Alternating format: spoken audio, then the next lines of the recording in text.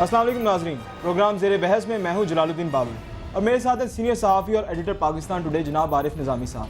ناظرین، آج ہم بات کریں گے سانحہ کورال پر، ملکی سیاسی صورتحال پر، نئے صوبوں کے قیام پر، پنجاب میں پیپلز پارٹی کو مستحکم کرنے کے لیے صدر اور وزیر اعظم کے رواں دوروں پر، سیاچن اور پاکستان سیاچن کے ایشو پر، پاک انڈیا تعلقات کے حوالے سے۔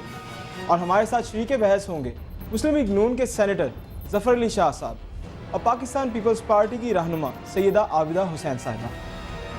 نظامی صاحب، سب سے پہلے بات کرتے ہیں سانحہ کورال کے المناک واقعے کے حوالے سے جس نے 127 افراد کی جان لے لی۔ آپ کیا کہتے ہیں؟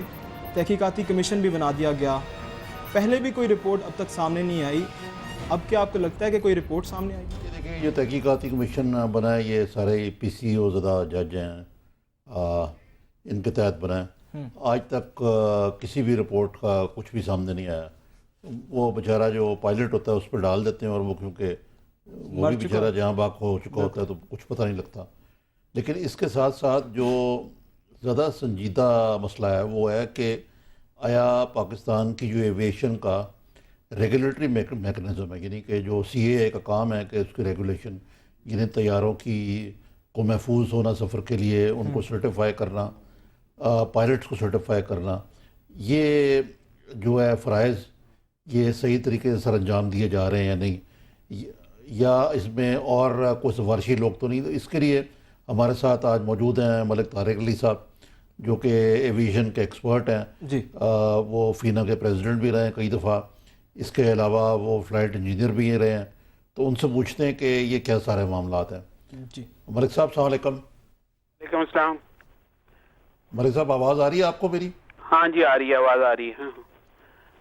میں یہ پوچھنا چاہ رہا تھا کہ یہ جو سی اے یا اپنا جو ریگولیٹری میکنزم ہے، یہ فرائض صحیح سر انجام دے رہا ہے یا ان پہ بے جا قسم کی تنقید ہو رہی ہے میڈیا میں؟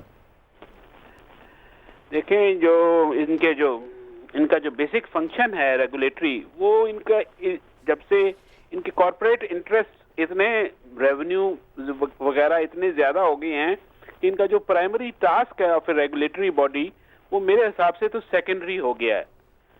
یہ جو جہاز ہے، یہ جو فرسٹ جنریشن ہے 737 100 and 200، یہ 2008 میں میرا خیال ہے مارچ 2008 میں امریکہ میں ان کی operation was banned. Last schedule flight 2006 میں ہوئی تھی، اور 31 مارچ کو میرا خیال ہے they were banned to operate in any capacity in United States of America۔ اس کے بعد نارتھ امریکہ میں، کینیڈا میں جو لاسٹ ان کا کریش ہوا تھا اگست میں 2011، اس کے بعد نارتھ امریکہ میں بھی بین ہو چکا ہوا ہے۔ تو یہ جہاز یہ جو پرٹیکولر جہاز ہے یہ کافی پرانا تھا اور کافی دیر گراؤنڈ رہا ہے۔ ملک صاحب، یہ وہ جہاز تو نہیں جو پی آئی اے کے پاس ہے؟ نہیں، پی آئی اے کے پاس وہ جہاز تو نہیں جو پی آئی اے کے پاس 737 ہے؟ پی آئی اے کے پاس 737-300 ہے، which is the second generation aircraft۔ اور آج کل جو یہ تو بین نہیں نا ہوا، یہ کلیئر کر دینا لوگوں کو آپ۔ ہاں، یہ جو پی آئی اے کے پاس جو جہاز ہے وہ 737-300 ہے، اور یہ سیکنڈ جنریشن جہاز ہیں۔ اور اب جو نئے جنریشن ہے that will be the third generation 737 which will be 737-600 700 and 800۔ so یہ جو پی آئی اے والا جہاز ہے of course it is old and but یہ اس کی پہلی پروڈکشن 1971 میں ہوئی تھی، it was delivered but they are still flying، اور 1999 میں 300 کی پروڈکشن سیز ہو گئی تھی، but they are still flying، they are ہمارے صاحب یہ بتائیے کہ یہ جو آپ نے کہا کہ سی اے کا سیکنڈری ہو گیا فنکشن، اب یہ جو ندیم یوسف زئی صاحب ہیں، ان کا کیا طرح امتیاز ہے کہ پہلے یہ سی اے کے ڈی جی تھے، پھر یہ پی آئی اے میں چلے گئے، پھر واپس آ گئے، یہ کیا کوئی دوست نوازی ہے، اقربا پروری ہے، کیا ہے سی اے میں؟ یا تو ریٹائرڈ ایئر فورس کے افسر آ جاتے ہیں یا بیوروکریٹس آ جاتے ہیں، تو اب یہ پی اے اے کا بھی ایک افسر آ جاتا ہے پائلٹ جو ہے، تو اس میں کوئی کانفلکٹ آف انٹرسٹ بھی نہیں آتا علاوہ دوست نوازی کے؟ دیکھیں، بڑا سمپل سا کانفلکٹ آف انٹرسٹ ہے۔ ایک ریگولیٹری باڈی جب تک independent and free from any interference of the bodies which it regulates, like PIA is one of the airlines जिसको CAA regulate करता है. अगर उसका ही employee उसका head बन जाए तो इससे ज़्यादा what can be a bigger abuse of conflict of interest than this? ये तो बड़ा वाज़े है कि अगर हुकूमत वक्त ने ये फैसला करना है कि वो इन अदारों को रेगुलेटरी कंट्रोल, ये सारे इदारे हैं कि ANF हो गया, सिविल एविएशन हो गया, आप इनको फंक्शन करने दें. उनका बेसिक फंक्शन तो ये है कि आप सिविल पैसेंजर्स को एक फ्लाइट सेफ्टी के हिसाब के to the maximum capacity of the regulator वो इंश्योर करे कि flight safety is not compromise और passengers are transported from one point two another on payment of revenues और अपने रेवेन्यूज के हिसाब से those revenues should be. Now civil aviation का जो basic it is one of the सबसे बड़ा इसका प्रॉब्लम ये है कि ये प्रॉफिटेबल सरकारी इदारा है और मेरे हिसाब से सबसे बड़ी इसको ये प्रॉब्लम भी यही बन गया है कि इस प्रॉफिटेबल सारे इदारे का जिसके पास रेवेन्यूज बहुत हैं और रियल एस्टेट बहुत है इनके पास, ये it has become a curse for civil aviation और जिसकी वजह से फौज के लोगों को भी इधर बिठा दिया जाता है और पॉलिटिकल भी अपॉइंटमेंट्स बहुत ज्यादा अब जरा जरूरत से जरा ज्यादा होगी. ये नहीं कि आज मलिक साहब ये बताइए, आज दो वाकयात ऐसे जी हाँ यही मैं पूछना चाह रहा था. आज ये शाहीन एयर जो है उसकी टायर बस्ट हुआ है, कराची एयरपोर्ट बंद पड़ा है, तो ये लोगों का जो कॉन्फिडेंस है सिविल एविएशन के अंदर या हवाई सफर में ये शेक नहीं हो गया इन चीजों से? ये जो कराची में हुआ है ना जी, ये टायर बस्ट नहीं हुआ, उनका मेन लैंडिंग गियर कोलैप्स कर गया. It's a structural failure. और दूसरा जहाज जौन सा इनका है जो लाहौर में, वो फ्यूल टैंक उसका रप्चर हुआ है. ये सुबह 12:30 बजे से Karachi airport is closed. One of the runway, 2 runway Karachi में, एक रनवे. तारिक साहब इसका मतलब ये कि इसकी क्वालिटी जो है, तारिक साहब इसका मतलब इसकी जो क्वालिटी है वो कॉम्प्रोमाइज की जा रही है या फिटनेस का कोई प्रॉपर इंफ्रास्ट्रक्चर मौजूद नहीं है कि जहाज को प्रॉपरली फ्लाइट से पहले चेक किया जाए? इसका मतलब ये है कि एक तो ऑपरेटर का तो जो कसूर है ही है, इसका मतलब ये है कि सिविल एविएशन की यहाँ कैपेसिटी नहीं है या वो अपना काम पूरा नहीं कर रहे टू इंश्योर कि अगर जहाज पुराना है या नया है. अगर पुराना है तो उसकी मॉडिफिकेशंस हुई हैं एंड डज इट. बहुत बहुत शुक्रिया तारिक साहब, बहुत बहुत शुक्रिया प्रोग्राम में शिरकत का. थैंक यू मलिक साहब, थैंक यू. जी निज़ामी साहब, अब बात करते हैं थोड़ा मुल्क की सियासी सूरत हाल के हवाले से.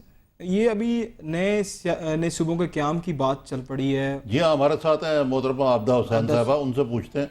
अस्सलाम वालेकुम आबदा हुसैन साहबा, आप मुझे सुन सकती हैं मेरे ख्याल से? जी बिल्कुल जी. अस्सलाम वालेकुम निज़ामी साहब, क्या हाल हैं आपके? ये बताइए, ये आपने जो जरदारी साहब ने शोशा छोड़ा है ये सराइकी प्रोविंस का, आपका भी तल्लक साउथ से है, तो ये महज एक इलेक्शन स्टंट है या कोई संजीदा मामला है? आरिफ, बात यह है कि पंजाब चूँकि हमारी बुनियादी तौर पे फेडरेशन बैलेंस्ड नहीं है, आबादी के लिहाज से पंजाब में 62% पाकिस्तानी बसते हैं और अराज़ी जो है वो गालिबन 40-42% के लगभग है पंजाब की पूरे पाकिस्तान में से. तो हमारी आबादी की वजह से पार गेम जो है छोटे सूबे के लोग अक्सर महसूस करते हैं कि वो प्ले आउट होता है पंजाब में. और पंजाब के अंदर एक ज़रई पंजाब है और एक तिजारती और सनती पंजाब है.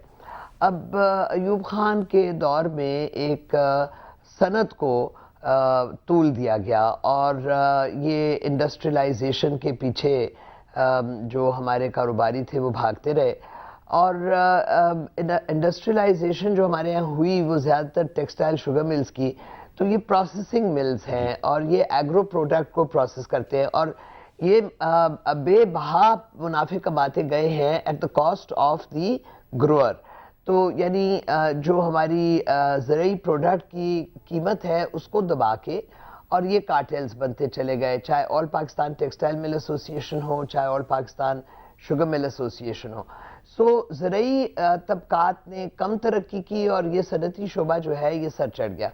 اب اتفاق کی بات ہے کہ جو فرٹائل ایریاز ہیں وہ جنوب پنجاب کے 70% جو ہماری پروڈکٹیوٹی ہے زرعی وہاں سے آتی ہے، جنوب پنجاب کے ایریا سے، اور جو خرچ ہوتا ہے ہمارے پہ وہ جو پنجاب کی مجموعی طور پہ دولت کمائی جاتی ہے اس کا 25-30% خرچ ہوتا ہے، جبکہ ہم کنٹریبیوٹ 65-70% کرتے رہے آئے ہیں۔ اب اس کے نتیجے میں گویا کہ آپ سمجھتی ہیں کہ اقتصادی یہ ہے اس کی جو وجہ ہے یعنی صوبہ بنانے کی، یہ ہمارے سے ظفر علی شاہ صاحب بھی موجود ہیں، ان سے پوچھتے ہیں کہ ان کی کیا رائے ہے۔ ظفر علی شاہ صاحب آپ کیا کہیں گے اس کے نئے صوبے کا قیام ہونے جا رہا ہے، فیصلہ کر لیا گیا کہ سرائیکی صوبہ بنایا جائے گا، آپ کیا کہیں گے اس یہ فیصلہ یہ فیصلہ تو ابھی صدر صاحب اور پرائم منسٹر صاحب کے مائنڈ میں ہے، اور جس طرح جناب نے فرمایا یہ شوشہ چھوڑ دیا گیا ہے، یہ ایک نیا انداز ہے استحصال کا اور الیکشن سٹنٹ کا۔ یہ ابھی محترمہ عابدہ بی بی نے بھی یہ فرمایا کہ یہ فیڈریشن کی آبادی کا بیلنس نہیں ہے۔ فیڈریشن جو ہے ہمارے پاکستان کی، اس کی اسی لیے اس بیلنس کو نیچے قومی اسمبلی کو بیلنس کرنے کے لیے اپر ہاؤس ہے، جس میں چھوٹے صوبوں کو برابری کی نمائندگی دے کر انہوں نے پولیٹیکل پاور کی جو یوز ہے وہ ایک چیک رکھ دیا گیا۔ اب جو نعرہ لگایا جاتا رہا ہے یا بتایا گیا ہے ہمیں پاکستان کے عوام کو اور بالخصوص پنجاب کے عوام کو کہ جناب ساؤتھ پنجاب کی بڑی محرومیاں ہیں، وہ آج تک ہمیں نہیں پتہ لگ سکی کہ محرومیت اور یقیناً ہوں گی، یہ نہیں محرومیت تو ادھر اسلام آباد میں بھی ہیں، محرومیت تو سنٹرل پنجاب میں بھی ہیں، شمالی پنجاب میں بھی ہیں، لیکن اگر یہ بنیاد بنا کر کوئی ایک نیا الیکشن آنے والے کو سٹنٹ بھی بنایا جا رہا ہے اور محرومیوں کا نام دے کر ان کا استحصال کیا جا رہا ہے، پہلے بھی یہ کیا جاتا رہا۔ آپ اندازہ لگا لیں جناب عارف نظامی صاحب، آپ کا ریکارڈ اور آپ سے بہتر آپ کے ذہن میں کسی اور کا ریکارڈ نہیں ہو سکتا کہ شروع سے لے کر آج تک پاکستان میں ہر وقت جو سب سے بڑی پولیٹیکل پاور رہی بااختیار، اس کا تقریباً 75-80% اس کا وہ شخصیتیں جو ہیں ان کا تعلق آپ کے اسی جنوبی پنجاب سے ہے، وہ تمام۔ اور ایون آج ٹل ٹوڈے جب اپنا یوسف رضا گیلانی صاحب فرماتے ہیں کہ جناب یہ بن کے رہے گا اور ہم بنائیں گے، اور یہاں پر محرومیاں ہیں، لوگوں کے ریزرویشن ہیں، لوگوں کے مطالبات ہیں، تو جناب آپ کو کس نے منع کیا ہے؟ آپ کو کس نے منع کیا کہ آپ باقی اپنی طاقت تو ساری استعمال کر رہے ہیں صرف ملتان کے شہر کے اندر یا کسی اور جگہ پر، اور سارا ملبہ پنجاب پر پھینکنا چاہتے ہیں اور پاکستان کی تمام پالیٹکس کو آپ ڈسٹرب کرنا چاہتے ہیں؟ یعنی ہمیں کوئی صوبوں کے بننے پر اعتراض نہیں، پاکستان مسلم لیگ کی ووٹ کوئی ڈسٹرب نہیں ہوتی، نہ ہمیں کوئی خطرہ ہے، نہ ہمیں کوئی خدشہ ہے۔ سر جی اب یہاں ظفر صاحب یہیں پہ ابھی آپ کو روکتا ہوں، بریک کے بعد آگے اس سے محترمہ سے پوچھتے ہیں کہ جی یہ ان کا کیا خیال ہے اس کے بارے میں۔ ناظرین یہاں وقت ہوا بریک کا، ہمارے ساتھ رہیے۔